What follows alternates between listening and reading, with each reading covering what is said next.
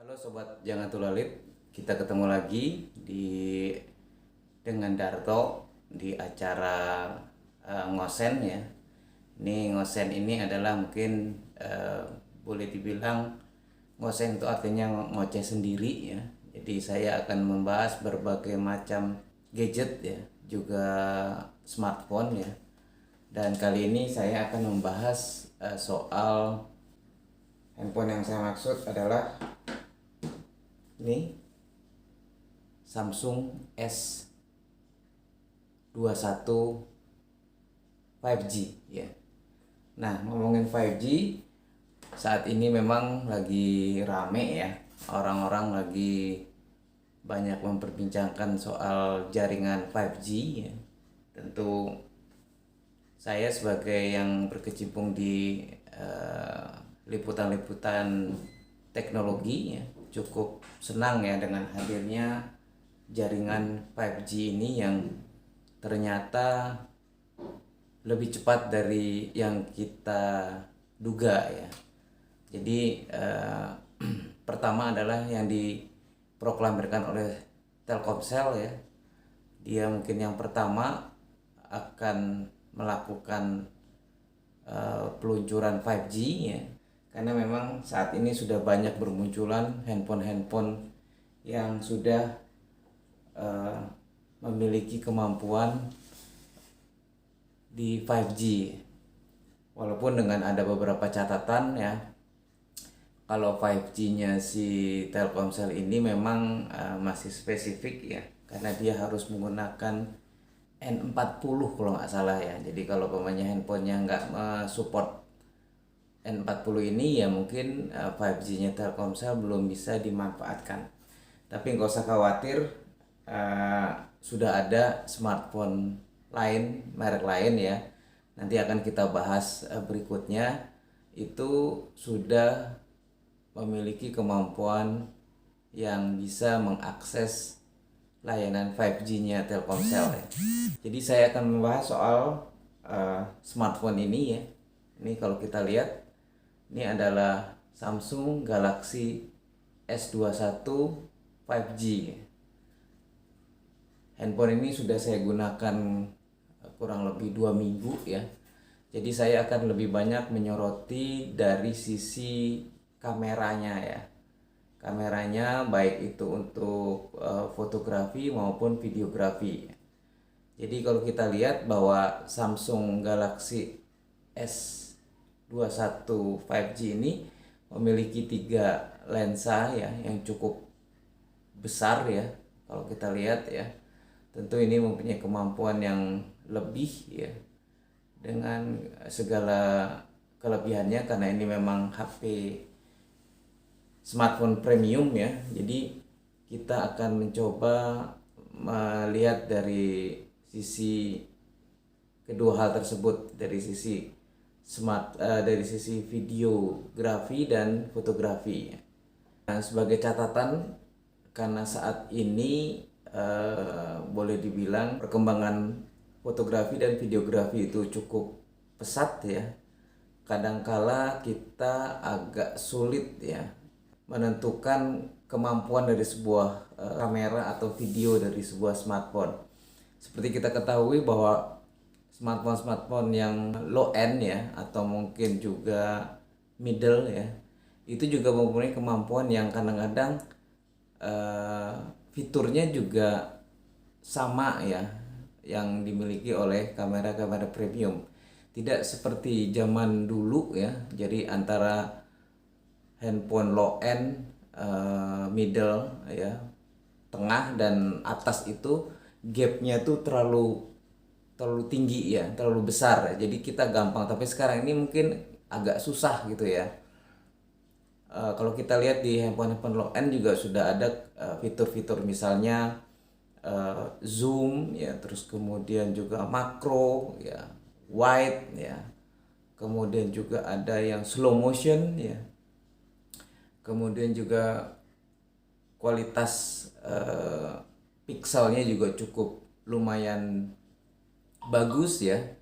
Kemudian juga fitur-fitur lainnya yang di kamera seperti AI ya, artificial intelligence-nya juga cukup lumayan. Jadi kadangkala saat kita memotret itu memang ya kadang ada satu momen yang kadang-kadang kalau kita motret pakai kamera low end itu atau mungkin middle itu lebih bagus ketimbang kita memotret dengan kamera yang premium gitu ya. Kalau mereka yang sering mengulik, seneng mengulik gitu ya, jadi nggak usah berkecil hati ya. Kita menggunakan kamera yang middle yang 5 jutaan ya, atau mungkin kamera yang low end yang sekitar 2 jutaan pun kalau kita pinter nguliknya juga kualitas gambarnya juga akan menjadi lebih baik. Nah sekarang apa sih bedanya kalau kita menggunakan kamera yang mahal ini ya? Kalau kita boleh tahu mungkin harganya sini sekitar 19 jutaan ya. Nah memang kemampuan kameranya ini mungkin kalau bagi teman-teman yang masih belajar atau mungkin baru menguasai kamera atau mungkin video itu mungkin tidak merasakan ya. Tapi bagi mereka-mereka yang sudah profesional itu memang ada bedanya gitu kan. Ya kalau kita bilang ada rupa ada harga ya. Jadi nah kadang-kadang saya juga pernah merasakan, saya pernah memposting sebuah foto ya di sebuah komunitas. Saya menyebutkan bahwa saya memotret dengan kamera S21 dengan 5G ya. Tapi komentarnya kok hasilnya cuma begitu aja gitu kan. Kebetulan yang saya foto itu memang ya biasa aja gitu kan. Jadi kebetulan memang yang kuat di situ adalah momennya gitu kan. Jadi memang ya nggak kelihatan secara kualitas gitu kan. Sebenarnya dengan kamera biasa pun ya nggak harus pakai kamera yang premium seperti Samsung Galaxy S21 ini ya itu juga udah bisa gitu kan. Tapi ya kita harus melihat bahwa beda segmennya adalah kalau saya perhatikan bahwa memang handphone premium ini ya itu memang cocok digunakan oleh mereka-mereka yang sudah profesional. Jadi mereka akan tahu gitu kan kapan menggunakan berbagai fitur-fitur dan kapan menggunakan berbagai aplikasi-aplikasi yang ada di handphone ini ya. Baik itu untuk keperluan fotografi maupun untuk keperluan videografi ya. Nah itulah mungkin yang membedakannya antara handphone yang harganya premium dengan handphone yang harganya mungkin yang biasa ya, low end atau mungkin middle ya. Nah sekarang apa sih kehebatannya ya? Jadi ini memang kameranya cukup udah banyak menggunakan artificial intelligence lah ya, AI, dan kemudian juga banyak menggunakan auto ya. Jadi kita akan lebih mudah kan, akan lebih cepat ya, dengan kualitas gambar yang cukup baik ya, dengan resolusi yang juga cukup oke ya, dan yang tentunya juga internal memorinya juga cukup besar ya, prosesornya juga memproses gambarnya akan lebih cepat ya. Jadi kita untuk momen-momen tertentu ini kamera cukup mumpuni lah gitu kan. Kita bisa dengan cepat mengambil momen-momen ya ketimbang kita menggunakan kalau kita menggunakan kamera low end atau yang middle gitu ya. Tapi ini balik lagi juga ya kepada kemampuan dari si penggunanya gitu kan. Nah